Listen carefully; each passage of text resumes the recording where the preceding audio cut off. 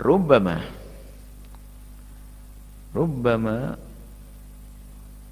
ruzikal karamata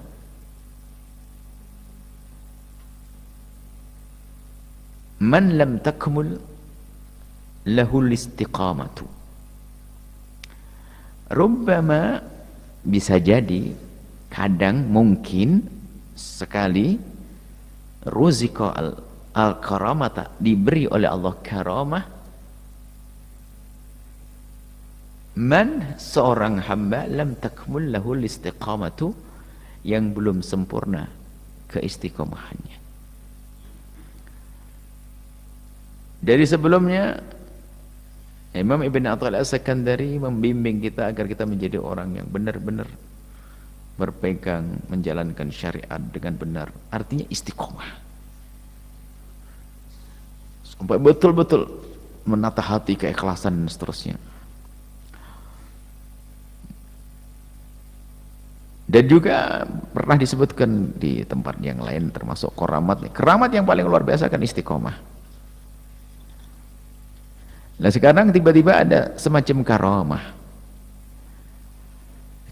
tapi muncul bukan ahli istiqomah.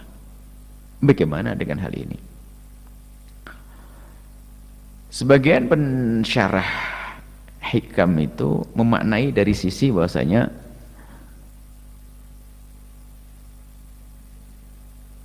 karamah itu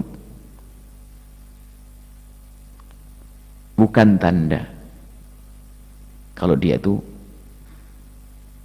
adalah wali. Sebagian sampai derajat.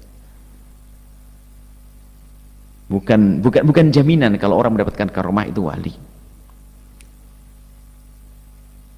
Bisa jadi seseorang yang diberi karamah tapi dia bukan wali. Akan tapi kalau dari siaknya, dari ceritanya ini bukan itu. Ceritanya bukan itu. Karena rubbama, mungkin sekali seseorang itu diberi karamah. Jadi seolah begini, jadi orang wali itu harus istiqomah, wali itu begini. Jadi seolah-olah orang itu wali itu hanya begitu. Wali itu yang istiqomah, wali itu yang betul-betul ini, selain itu gak ada, seolah begitu.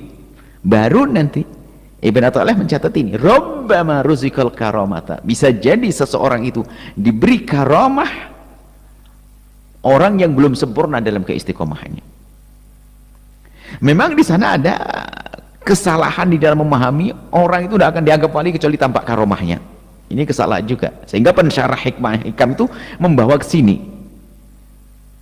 Ya tidak salah membawa ke situ, akan tapi lebih sesuai kalau dibawa kepada orang. Jangan suudzon kepada orang. Mungkin dia tidak tampak istiqomah tapi bisa mendapatkan karomahan. Dan memang di sana ada orang tidak akan dianggap wali kecuali dia punya karomah yang tampak, musibah. Kalau tidak ada karomahnya bukan wali, padahal wali-wali tersembunyi. Dan karomahnya sungguh adalah istiqomah. Termasuk Abdul Karamat, paling agung, yang paling utama karomah adalah istiqomah, keistiqomahan. Baik, kita kembali bahwasanya kita tidak boleh berprasangka buruk kepada siapapun. Orang bisa saja dia adalah secara keistiqomahannya tidak, tapi tidak sampai dia adalah orang berbangga dengan kemaksiatan. Kalau berbangga dengan kemaksiatan, maka nggak mungkin ada karomah di situ. Paling tidak kita bagi gini, orang urusan dengan karomah itu ada 4 model. Yang pertama adalah orang diberi karomah dan dia ahli istiqomah. Orang diberi karomah dan dia ditampakkan karomah, dia ahli istiqomah, maka ini sama dengan orang yang harus kita ikuti. Yang kedua adalah orang diberi karomah tapi nggak ada istiqomah, bukan untuk diikuti, husnuzon saja. Orang ada karomah tapi nggak ada istiqomah, nggak boleh diikuti. Maksudnya nggak terlihat tampak dia berpegang, nggak perlu diikuti. Ada orang istiqomah tapi tidak tampak karomat, perlu diikuti. Karena bisa saja karomahnya adalah di dalam keistiqomahan itu sendiri. Enggak karomah, enggak istiqomah, tidak masuk pembahasan. Ini, nah itu. Kemudian, nah ini, Setelah itu yuk kita husnudzon. Kalau para ulama membahas ada karomah, ada namanya ma'unah atau i'anah, kemudian ada irhasat, ada mukjizat, mukjizat diberikan kepada para nabi. Kalau karomah diberikan kepada orang soleh, orang-orang baik, karomah. Kemudian ada ma'unah diberikan kepada bukan orang baik, bukan orang maksiat, tapi bukan juga masyhur dengan dengan kebaikan. Bahkan sebagian mengatakan anak-anak kecil. Ma'unah, orang biasa tapi dia bukan orang yang berbangga dengan kemaksiatan, tiba-tiba subhanallah dia diberi oleh Allah sesuatu karomah, apa kejadian yang luar biasa. Ini namanya ma'unah atau i'anah. Ada lagi irhasat, sesuatu kejadian yang luar biasa terjadi pada orang yang diangkat jadi nabi, tapi kejadiannya sebelum menjadi nabi, sebelum diangkat jadi nabi. Ada lagi istidraj, nanti kita bedakan. Istidraj, dia bukan ahli taat, bukan orang baik, tapi diberi oleh Allah kejadian yang aneh-aneh sesuai dengan keinginannya, pengen begini jadi, itu istidraj. Tapi ada lagi ihanah. Ihanah itu apa? Dia menginginkan begini jadi kebalikannya. Kayak kisahnya Musailamah al-Kadzdzab. Musailamah al-Kadzdzab itu melihat Nabi Muhammad itu, ceritanya Nabi Muhammad itu meludah di air yang asin, langsung jadi tawar. Dia ngomong, aku juga bisa cari air tawar, diludahi jadi asin, bau lagi. Nasib buruk dia. Mau sudah jadi asin, bau lagi. Ini ihanah, tidak sesuai dengan maksudnya. Ya, namanya ya ini ihanah. Kalau istidraj sesuai dengan keinginan, pengen begini jadi, mirip dengan karomat, dengan karomah. Cuman bedanya, kalau istidraj adalah orang yang dengan kemaksiatannya, bahkan bangga dengan maksiat, nggak mungkin ada karomah, yaitu istidraj. Kemudian karomah itu hanya orang soleh lah. Ini loh hikmahnya di sini masuk ini. Apakah yang mendapatkan karomah hanya orang yang tidak bermaksiat? Oh tidak. Mungkin orang itu bermaksiat, tapi dia penuh dengan penyesalan atau menyembunyikan kemaksiatannya, lalu Allah beri karomah biar dia semakin semangat untuk mendekat kepada Allah. Mungkin sekali diberi karomah dia, belum makom istiqomah yang full atau yang luar biasa, dia mulai mujahadah, ada ini, sudah diberi oleh Allah karomah, diberi hiburan oleh Allah, sesuatu yang menjadikan dia semakin semangat. Ada mungkin semacam ini, padahal secara zahir amaliyahnya belum sampai istiqomah makom tinggi. Jadi istiqomah yang dia maksiat, dia dosa, tapi tidak berbangga dengan dosa, tidak sombong dengan dosa, tidak pamer dosa, dia berdosa tapi misal. Maka orang ini biarpun derajat istiqomahnya belum, tapi bisa jadi dia adalah waliullah atau mendapatkan karamah dari Allah. Makanya ini katakan Ibn Athaillah Sakandari, rubbama ruzikal karamata man lam takmul lahu al istiqomatu. Jadi seperti itu. Nah, maka dari itu kita tidak boleh berprasangka buruk kepada siapapun selagi orang itu tidak terang-terangan dalam maksiat. Mungkin dia adalah kekasih Allah, tapi kalau terang-terangan dalam maksiat nggak mungkin dia Allah yang dihinakan oleh Allah. Maksiat yang disembunyikan bisa saja dihapus oleh Allah karena disembunyikan. Makanya perlu waspada betul kita, jangan sampai ada di antara kita bangga dengan maksiat. Ada orang mabuknya di tengah malam, besok cerita, wow semalam aku ini nggak kira diampuni oleh Allah, karena dia sombong, nggak bisa jadi waliullah, nggak bisa mendapatkan karamah. Tapi ada orang melakukan kemaksiatan, dia menyesal, diam, disembunyikan, bermaksiat dia, tapi dia menyesal, diam, tidak disampaikan ke siapapun, hanya ngadu kepada Allah. Mungkin orang yang semacam itu mendapatkan karamah, kemuliaan dari Allah Subhanahu wa Ta'ala. Kemudian di sisilah, baru setelah kita selesai dengan model ini, kita perlu memahami model yang satu lagi. Jadi seorang wali ini adalah kalau tidak ada kisah keramatnya nggak dianggap wali. Kisah kejadian luar biasa yang aneh. Kita hampir tidak menemukan bagaimana keramat Imam Syafi'i. Memang bukan wali Imam Syafi'i, kutubnya wali itu. Wali kutub itu, wali yang wali Imam Syafi'i. Tapi tidak pernah dinukil kisah Imam Syafi'i, Imam Nawawi, Imam Syafi'i bisa begini. Bahkan Imam Syafi'i yang mengatakan karamah yang sesungguhnya adalah jika orang itu adalah dengan syariat dan istiqomah dengan syariat, beliau mengatakan. Abu Yazid Al-Bustami mengatakan,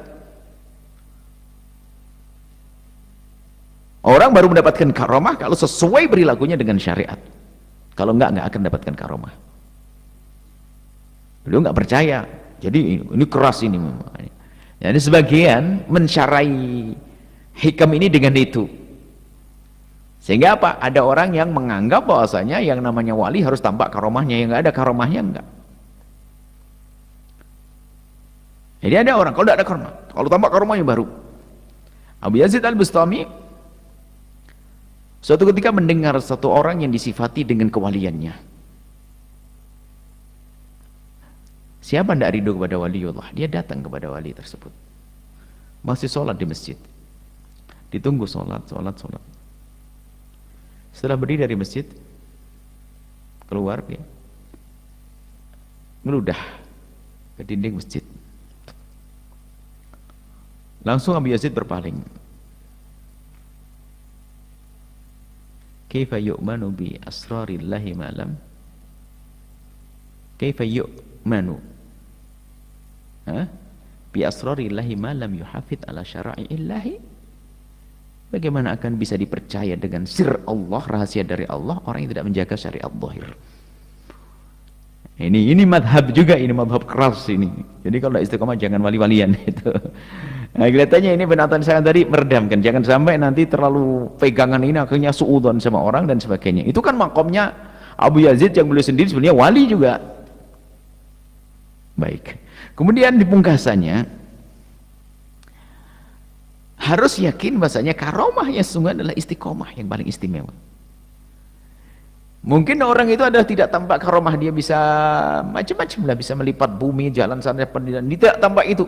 Tapi ternyata Allah berikan kepada istiqomah, tahajud nggak putus, duha nggak putus, puasa masya Allah, zikirnya, sholawatnya masya Allah, kemaksiatan dihindari semuanya, biarpun dia tidak terbang, maka dia adalah waliullah. Karomahnya sesungguhnya. Kemuliaan bukan dengan cara terbang. Kalau terbang tuh burung dari lu terbang, nggak pernah bangga aku bisa terbang. Jalan di tembok cicak tuh. Berjalan di atas air, ikan malah di dalamnya. Nggak pernah dia bangga sombong-sombongan. Ini keramat, urusan harus urusan dengan yang demikian. Urusan karomah adalah istiqomah. Cuman jangan kenceng-kenceng pegang, mundur sedikit lah. Orang mungkin kurang istiqomah, tapi ternyata hatinya insaf, bisa saja dia menjadi kekasih Allah Subhanahu Wa Taala. Kemudian kembali pada hikmah Ibn Atha As-Sakandari. Karomah yang diberikan oleh Allah kepada para kekasih-kekasihnya itu tidak serta merta mereka girang. Bahkan mereka langsung koreksi diri, apakah aku pantas mendapatkan yang demikian itu? Sebab karomat itu selain Allah. Sehingga banyak orang muridin, salikin itu di saat melihat karomah itu langsung terhenti, berpaling, nggak sampai kepada tujuan. Kalau orang menuju Allah, jangan toleh-toleh kepada selain Allah. Karomah ada di hadapannya, dia menoleh kepada karomat, maka tidak sampai kepada Allah. Masaddana liqa'il mahbubi ila wuqufuna bi ghairihi. Nggak ada yang bisa menghalangi kita sampai kepada mahbub Allah Jalla Jalaluh kecuali di saat kita berpaling kepada selain Allah. Dan karomah termasuk selain Allah. Sehingga ada orang ngejar karomah, ada puasa santri, puasa setiap hari, kenapa? Biar karomah, biar bisa terbang atau bagaimana ini? Jadi mau bangga-bangga dengan karomah, nggak akan bisa sampai orang semacam itu.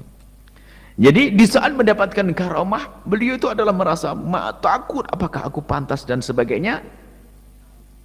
Sampai dikatakan oleh para a'immah ahli tasawuf, seorang wali itu kalau ditampakkan oleh Allah karomah, begitu malunya seperti seorang perempuan yang sangat malu menyembunyikan darah haidnya.